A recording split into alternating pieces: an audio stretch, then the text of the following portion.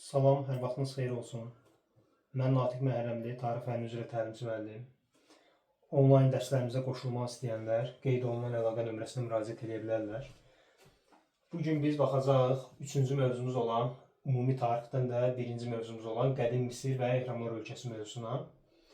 Qədim Misir ilk öncə ona baxaq görək harda yerləşir. Qədim Misir Afrikanın şimal-şərqində yerləşir və paytaxtı da Memfis və Fil şəhərləri olmuşdur. Afrika biz bilirik ki, bir qədər isti iqlimdə yerləşən ərazilərdir. Ona görə də Misirin əhalisi daha çox Nil çayına yaxın ərazilərdə məskunlaşmağa üstünlük verirdilər və həmin ərazidə Nil vadisində əkin-biçin işləri ilə məşğul olurdular və bununla da belə deyək, ilkin təsərrüfat sahələrində də məşğul olurdular bu bölgədə. Bundan başqa nə deyə bilərik? Qədim Misirdə müxtəlif terminlər var. Burada qeyd etmişəm. Əsas olan birinci terminimiz nomdur. Nom nədir? Vilayətdir və yaxud da biz bunu bir növ desək, bizim ərazimizdə olan dövlət qurumlarına bənzədə bilərik. Hər bir nomun özünün hökmdarı da var, belə deyək, xəzinəsi də var və s. ordusu da var və s. Və bu nomlar arasında mübarizə gedir və bu nomlar bir-biri ilə mübarizə aparır və sonda iki güclü nom digər nomları öz ətrafında birləşdirir və yuxarı və aşağı Misir padşahlıqları yaranır. Yuxarı Misir padşahlığı Misirin cənubunda yerləşirdi. Aşağı Misir padşahlığı Misirin şimalında, yuxarısında yerləşirdi. Və bu Misir, yuxarı və aşağı Misir padşahları arasındakı mübarizədə yuxarı Misir padşahı qalib gəlir Mina və 3000-ci il və yaxud da 4-cü minilliyin sonunda Qədim Misir dövlətinin əsası qoyulur. Bu dünyada yaranmış ilk dövlətdir. Bundan başqa nə deyə bilərik? Bu dövrün digər terminləri papirusdur, dambadır, şadufdur, firondur, çatidir. Papirus qədim yazı yazmaq üçün təzə kitablarda artıq ondan qayıq vasitəsi istifadə qayıqların düzəldməsində də istifadə olunan bir belə deyək, ağac və yaxud da qamış növüdür. Daha sonra dambadır, torpaq bəndlərdir, çayların qarşısını bəndlərlə kəsirdilər. Şadufdur, süni suvarma qurğusudur. Əsasən yuxarıda yerləşən əkin sahələrini suvarmaq üçün istifadə olunan qurğudur. Firon bilirik ki, Qədim Misirin hökmdarıdır və yer üzünün də bir növ desək, tanrısı sayırdılar onu. Onu saray ev adlandırırdılar, onu ilahiləşdirirdilər, ona sitayiş edirdilər. Fironun ən yaxın köməkçisi də Çati idi. Əsasən dövlətin xəzinəsinə, təsərrüfat həyatına və s. kimi belə deyək, işlərlə məşğul olurdu. Bu olur Ehramlar ölkəsi, Qədim Misirdə olan əsas dövlətçiliklə bağlı terminlər. Sonra gəlirik Qədim Misirdə dövrləşmə, tarixi dövrləşmə. Qədim Misir tarixi 3 dövrə bölünür. Biz köhnə kitablardan bunu daha yaxşı bilirik. Amma təzə kitablarda o qədər də buna önəm verilmir bu hissəyə. Məsələn, qədim şahlıq dövrü, orta şahlıq dövrü, yeni şahlıq dövrü. Qədim və ortanı yeni kitablarda biz artıq görmürük. Köhnə kitablarda deyilir ki, qədim şahlıq dövründə Qədim Misir yarandı, orta şahlıq dövründə formalaşdı, yeni şahlıq dövründə işğallar apardı və güclü dövlətə çevrildi Asiyada. Amma artıq təzə kitablarda yalnız yeni şahlıq dövründən danışırıq. Yeni şahlıq dövründə 3 dənə qüdrətli fironu var. İlk qüdrətli fironu 1-ci Tutmos sayılır. 1-ci Tutmos əsasən fikir versək görürük ki, Fələstin Suriyanı ələ keçirmişdi. Nubiyanı ələ keçirmişdi. Eyni zamanda da ilk dəfə də Sərdabədə dəfn olunan hökmdar 1-ci Tutmosdur. İndi bu Fələstin Suriyanı tək ələ keçirən budur? Xeyr. 3-cü Tutmosda da Fələstin Suriya, Finikiya yenidən dövlətə birləşdirildi. Yadda saxlayırıq. İlk əvvəl birləşdirən 1-ci Tutmosunu yenidən sözü varsa, yenidən sözünü biz 1-ci Tutmosa aid edə bilmərik. Yenidən sözü demək ondan sonra gələnlərdir. 3-cü Tutmosuna 2-ci Ramzes aid ola bilər bu ifadə. Daha sonra işğal etdiyi, tutduğu ərazilərdə yeni canişinlər təyin etmişdi 3-cü Tutmos. Bundan başqa gəlir 2-ci Ramzesin dövrü. 2-ci Ramzes Qədim Misirin ən qüdrətli fironlarından sayılır, ən qüdrətli firon sayılır. Onun dövründə Afrikada baş verən üsyanlar, xüsusən də Misir ərazisində baş verən üsyanlar yatırılmışdı. Hetlərlə müharibə aparır Ön Asiyada keçmiş ərazilər, tutduqları Fələstin, Suriya, Finikiya ərazilərində 2-ci Ramzes mübarizə aparır. Amma bu mübarizədə belə deyək, istəyinə nail olsa da tam istəyinə nail olmur. Niyə? Çünki bu döyüşlərdə Hetlərlə müharibədə heç bir tərəf ciddi üstünlük əldə etmir.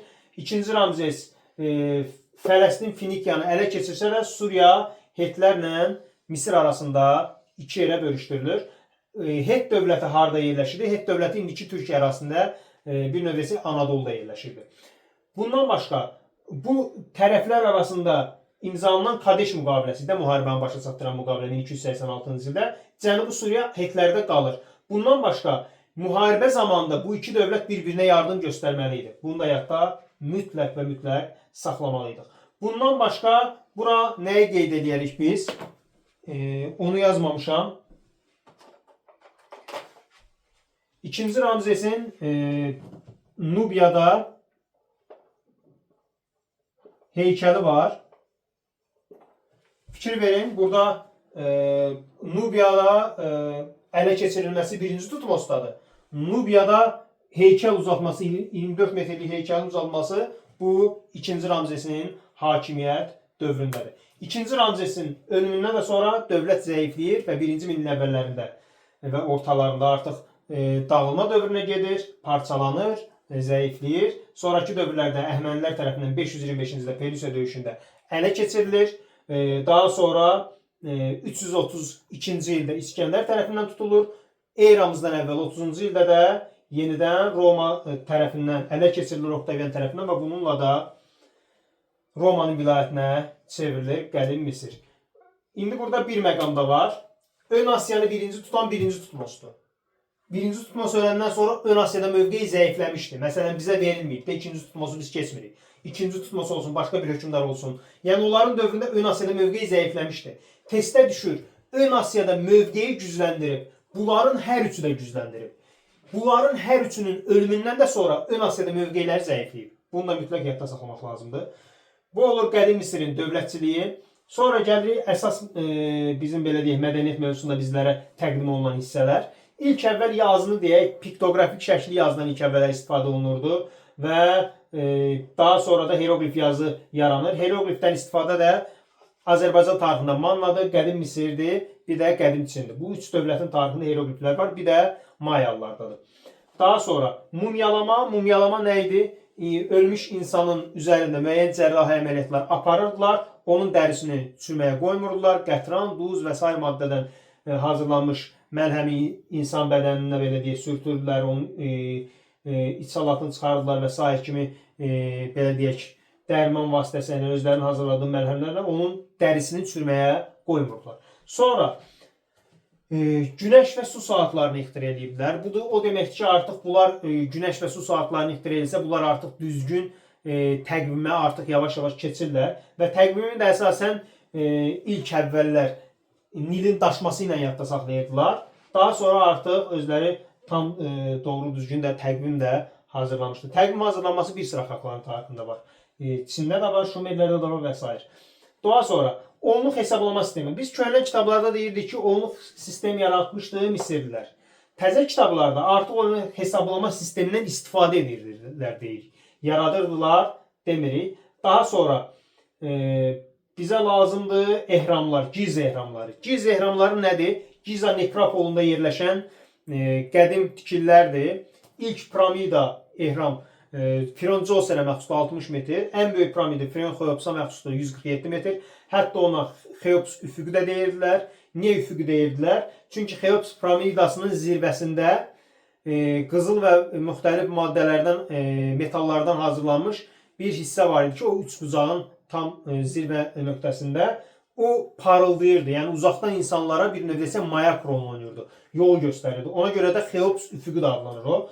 Daha sonra Sfinksdəki dəhşətlər atası adlandırılırdı. İnsan başlı, aslan bədənli varlıq. Bu da Manna tarixində də var. Misir və Manna tarixində Sfinks var. Bu da testlərə çox düşür. Bir də Obelix adlı sütun var idi ki, onun üzərində də müxtəlif Misir tarixinə bağlı məlumatlar bizə gəlib çatmışdı. Bu da olur bizim qədim Misir dövləti, ehramlar ölkəsi.